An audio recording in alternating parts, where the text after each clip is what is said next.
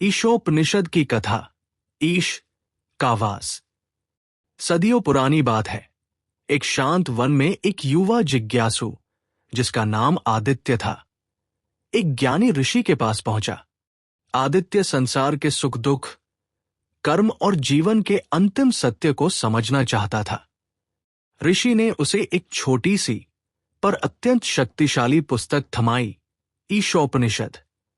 भाग 1, ईश का सर्वत्र वास। श्लोक 1 से 2।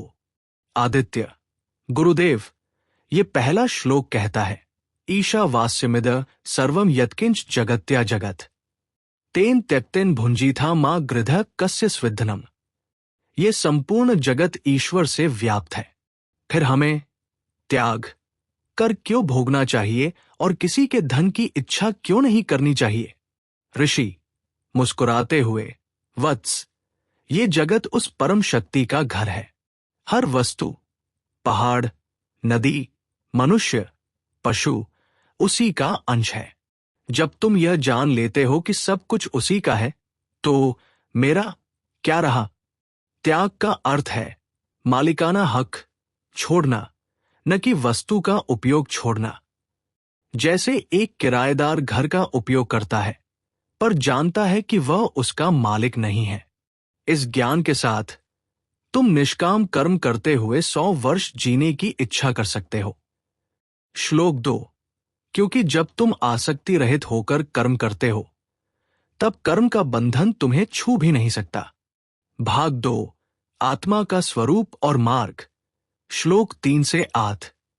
आदित्य: परंतु गुरुदेव, जो लोग इस सत्य को नहीं जानते, उनका क्या होता है। ऋषि: जो अपनी आत्मा को मारकर, यानी उसके सच्चे स्वरूप को भूलकर केवल भौतिक सुखों के पीछे भागते हैं, वे मृत्यु के बाद और भी घने अंधकार से भरे लोकों को जाते हैं।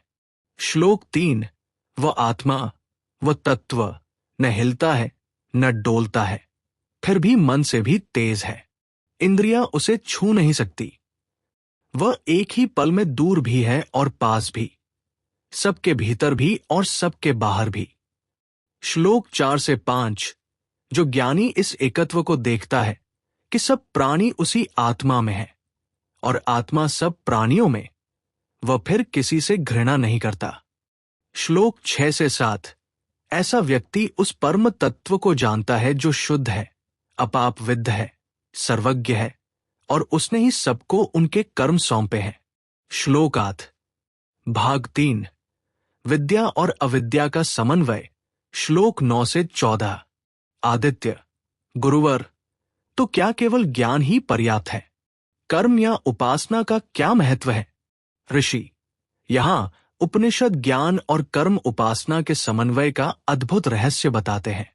जो केवल अविद्या, कर्मकांड में लगे रहते हैं, वे घने अंधकार में प्रवेश करते हैं, पर जो केवल विद्या, केवल ईश्वर के ज्ञान उपासना को ही मानते हैं, वे मानो और भी घने अंधकार में जाते हैं। श्लोक 9, ज्ञानीजन कहते हैं कि विद्या, उपासना का फल अलग है और अविद्या, कर्म का फल अलग। श्लोक 10, जो व्यक्ति इन दोनों, कर्म और उपासना, को साथ लेकर चलता है, वह कर्म, अविद्या से मृत्यु को पार करता है और उपासना, विद्या से अमरत्व प्राप्त करता है। श्लोक 11, आदित्य: अद्भुत, ये बात तो अव्यक्त और व्यक्त पर भी लागू होती है ना।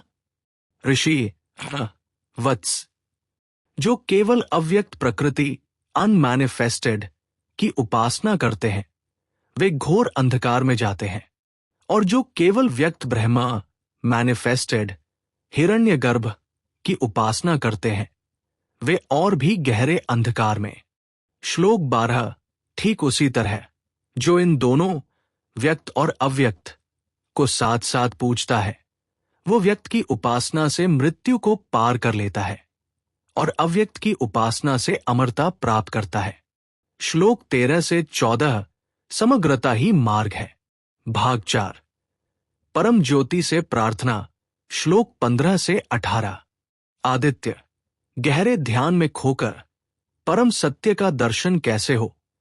गुरुदेव, ऋषि आंखें बंद करके अंतिम 4 श्लोक परम ज्योति से प्रार्थना है। हमें कहना चाहिए, हे पोषक सूर्य, सत्य का मुख एक सुनहले आवरण से ढका हुआ है। श्लोक 15, उस आवरण को हटा दीजिए ताकि मैं, जो सत्य धर्मा हूं, उसका दर्शन कर सकूं।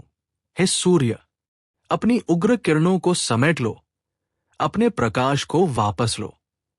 मैं तुम्हारा वो परम कल्याणकारी रूप देखना चाहता हूं, क्योंकि मैं वही पुरुष हूं जो तुम हो। श्लोक 16, आदित्य, और जब शरीर छूटता है तब क्या प्रार्थना करनी चाहिए? ऋषि, तब व्यक्ति को बोलना चाहिए, मेरा प्राण अब उस अविनाशी सर्वव्यापी वायु प्राण तत्व में विलीन हो जाए और ये शरीर भस्म हो जाए। श्लोक 17, और हे मन, अपने सभी कर्मों को याद कर। यह आत्मसमीक्षा का क्षण है।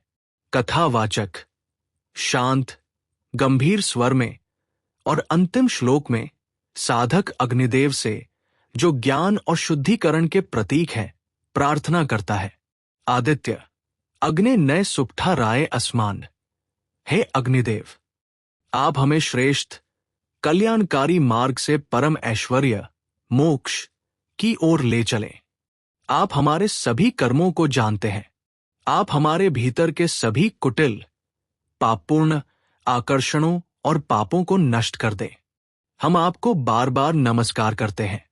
श्लोक 18, ऋषि, ये है ईशोपनिषद का सार। वत्स, ये जानो कि सब में ईश का वास है। निष्काम कर्म करो, ज्ञान और कर्म का समन्वय करो और अंत में परम ज्योति में विलीन होने की प्रार्थना करो। कथावाचक, इस प्रकार ईशोपनिषद हमें सिखाता है कि त्याग में ही सच्चा भोग है और समग्र जीवन ही मोक्ष का मार्ग है।